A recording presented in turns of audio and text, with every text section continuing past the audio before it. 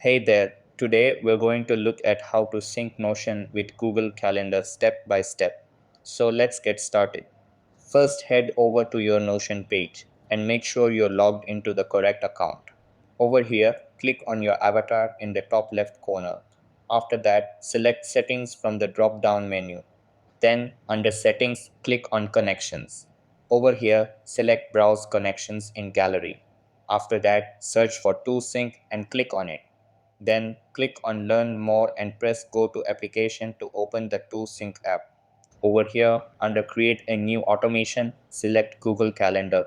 Then, connect your Google Calendar and Notion workspace by following the on screen instructions. After that, choose between a one-way or two-way sync under field mapping.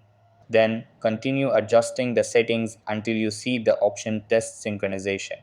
Click on it to check if everything is working. Once the process is complete, return to your Notion page and you'll see your Google Calendar events under the agenda in the private section. And that wraps it up. Appreciate you watching.